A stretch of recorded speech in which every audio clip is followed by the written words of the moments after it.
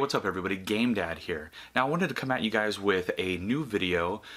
Previously I had done a video on my current modern setup, so I wanted to go through and show you guys all of the arcade machines that I currently have set up in the game room. So come with me as we check it out.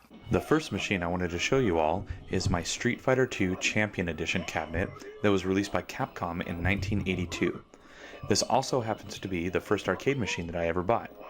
I've had it for about 4 or 5 years now, and when I first got it, it wasn't in great shape cosmetically.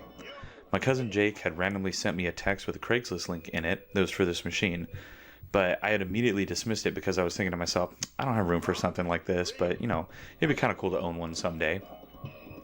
Over the next couple of days, the idea of having my own machine kept nagging at me, and I decided to run it by my wife. It was only a couple $100s for the machine and just had cosmetic issues.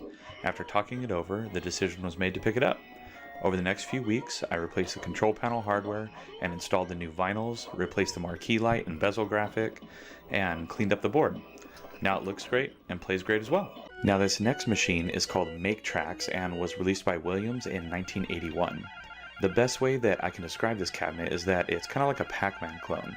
You play as a paintbrush being chased by what looks like rags with eyes.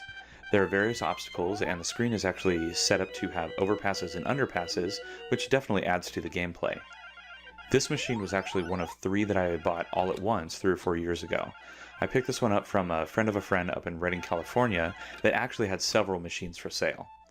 This one has some cosmetic issues and could use new hardware on the control panel, but I haven't had time to replace it all yet. I do have the new control panel vinyl ready to go, but I still need to order the new hardware for it. One thing I will say though is that the speakers and the screen are in great condition for the age of this cabinet, and the cabinet itself is actually in good structural shape. This next cabinet was bought during the same trip as my Make Tracks cabinet and the next cabinet in this video. This Donkey Kong Jr. arcade machine was released by Nintendo in 1982 and is a great addition to my collection. I picked this machine up from some of my in-laws in Medford, Oregon that heard about my collection and how I was starting to get into collecting arcade machines, so they offered me the cabinet for only $100 as long as I came to pick it up.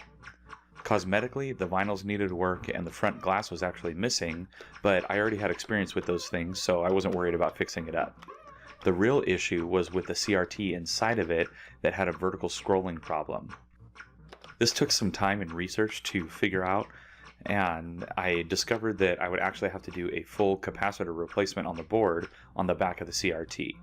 I ordered the parts, and it definitely took some time to get it all working, but that first time I turned the machine on and saw that the game was actually playable now was an amazing feeling.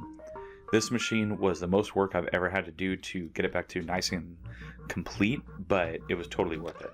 The next machine is the last one that I bought on that same trip as the last 2 in this video, and that is my 2-slot neo-geo MVS or multi-video system cabinet that was released in 1990 by SNK. When I bought this cabinet, it was actually in great shape with very minor cosmetic issues, and the hardware ran perfectly. The machine also came with Samurai Showdown 3. Once I got it home, I immediately went online and I bought Metal Slug 4 as an MVS cartridge, seeing as that's probably my favorite arcade shooter. Shortly after that, I made the decision that I just didn't really want to get into collecting MVS cartridges because they would take up a lot of space and I could use that space for other games or possibly more machines.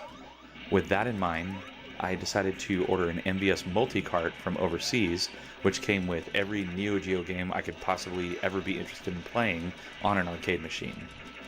This machine and the 2 before it in this video were all transported in the bed of a friend's truck, all in the same trip.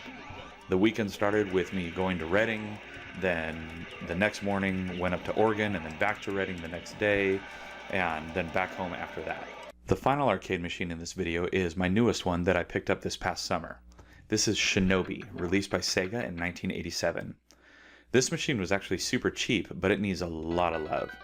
I will need to do a full cosmetic overhaul to a much higher degree than any of the other machines combined. It needs a whole new control panel because it doesn't have the original control panel for this machine. The vinyls on the sides and on the control panel are damaged beyond repair, and those will need to be replaced. The front glass panel is missing, which helps hold the bezel in place. The overall vinyl skin needs to be replaced on the underside of the marquee and on the sides. New hardware for the control panel is needed, there's some wood repair needed around the base of the machine, and finally the T-molding needs to be replaced. With all that said though, the screen, board, and marquee are all actually in really great shape, and the machine plays great. This is one that's definitely going to take me a while to get fully up to par again, but I look forward to the adventure of restoring another arcade machine. So, what'd you guys think? Those are my current arcade machines. Now, there are some that I've had my eye on that I would love to be able to get. For instance, maybe one with the motorcycle attachments or something like that. But in the meantime, if you like this video, please go ahead and hit those like and subscribe buttons down below. And also, let me know your arcade machine preferences down in the comments. Do you have a favorite one that you used to play at a local arcade? Do you own your own arcade machine? I'd love to hear about it. As always, I'm GameDad. I thank you guys for watching, and I'll catch you later.